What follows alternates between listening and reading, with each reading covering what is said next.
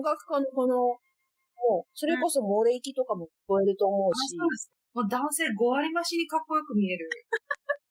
まずは、生を聞いてもらって、生演奏ライブの醍醐味、観客にとって、演奏家にとって。そもそもでも別物ですよね。だってライブって振動が来るじゃないですか、直接。てかやっぱ私はね、結構いつも、生演奏会だったら、なんか前の方が、そのもう音を、なんかアコースティックを楽しむレベルまでのあれになってたら、この席がいいんですけど、そんなにまだ見えてないっていう、あれなんだったら、私前の方が音楽家のもう、それこそ漏れ息とかも聞こえると思うし、ステイ楽とかだと、ですね。そう、息遣いとか、やりとりとかが見えるから、そう。いいのかなって。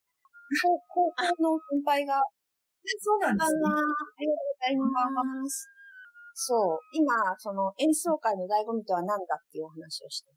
もちろんさ、吹く瞬間に、って一緒に言ってたりとかする人、もちろん曲によりますよ。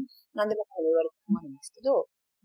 チェロは弾いてる姿が美しいですよね。もうね、チェロ弾いてるだけで、もう男性5割増しにかっこよく見える。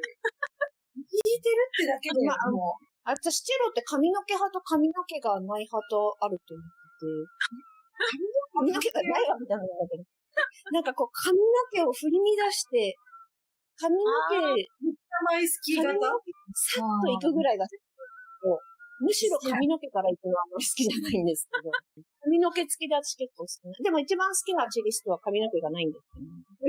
いや、私もちょっと今ね、そう思って聞いてたんです。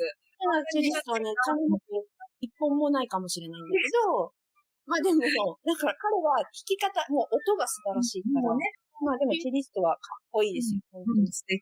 なんかそういうのもね、すごい近いと。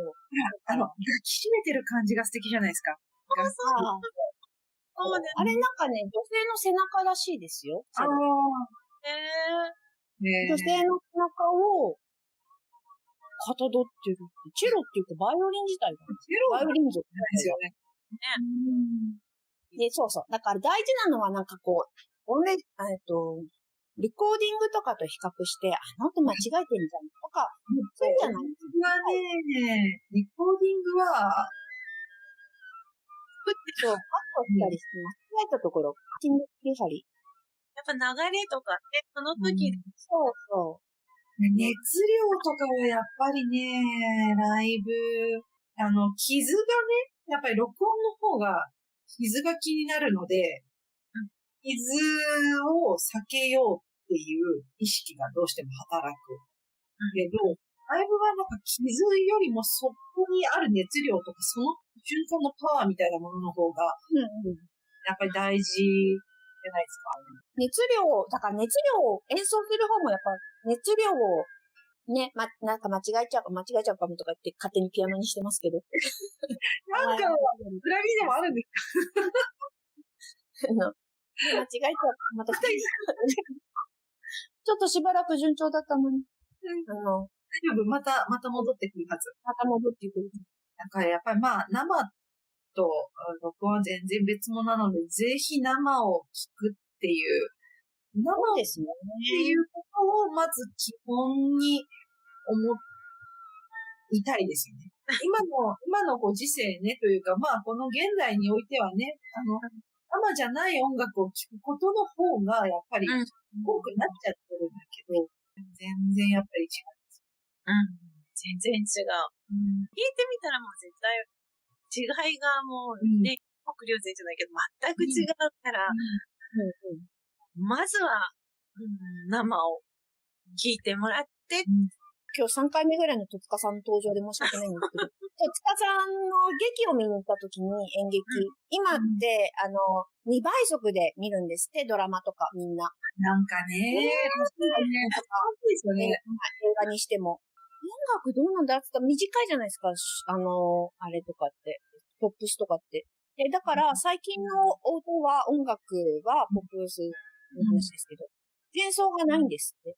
言われてみたら確かに前奏が、ドドドドン、ダーって始まるか、もう、その手から始まるか、ってことが多くて、それは、前奏が長いと、次に回されてるから。それはもう、あれですかもう、急いでるの我慢できない感じですかね。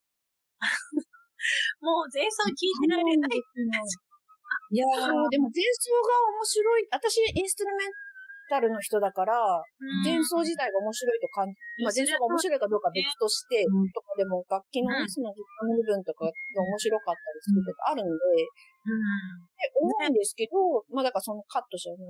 もう X なんて全然ダメです。もうインストゥルメントもすごい長いから。X ジャパン。X ジャパンね。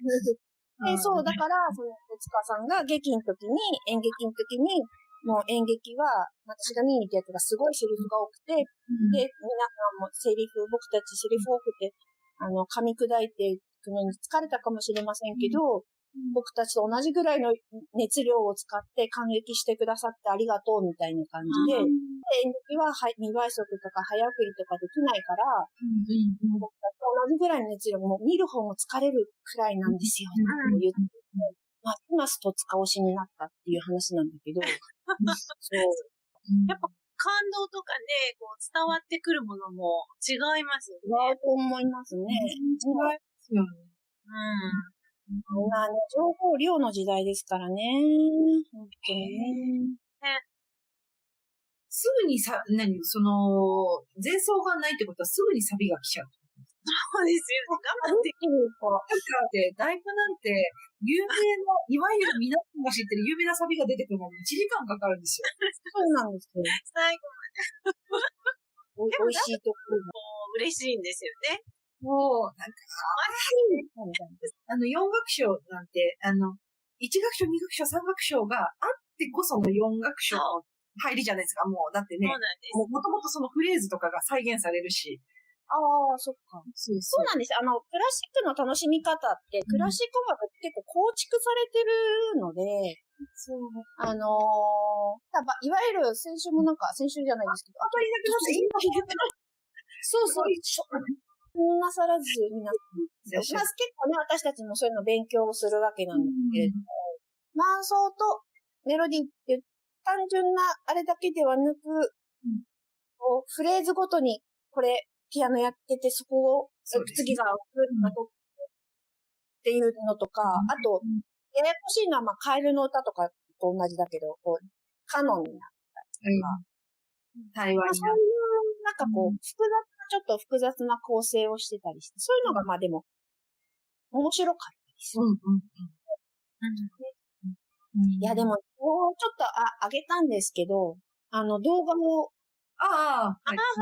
天ぷらじゃないんですよ。動画を上げたんですけど、アベマリア。シーベルトは天才だから、単純な感想とメロディーだけでこんなにもピュアな、心がピュアなんですよ。私が吹いたら汚れるんじゃないかって思ってしまうようなね。いや。まあそういうね、単純なメロディーの美しさはあるんですけど、なんか慣れてくるとやっぱり、いろんな構成がこうなってるものとか弾くと面白いって思いますよね。吹いてる側と演奏する側。もう演奏する側の方が面白いんだよね、面白い。なんか解釈。まあでもいろんなね、本とかだってね、なんか、簡単なエッセイから、トストイみたいなのまでいろいろありますからね。なんか、いろいろ楽しんでいただいてという。まあ、なんとなく感覚で聞いて全然構わないもんですよね。なんか、なんか構造、もちろん構造はね、我々はね、構造とかが面白いなって思ってやるけれども、それが分からなくても別に素敵だなとかね、なんか面白いなって、シンプルな感覚を大事にしていただいても全然。カンカラ入りドロップとか悲惨ですね。出ない。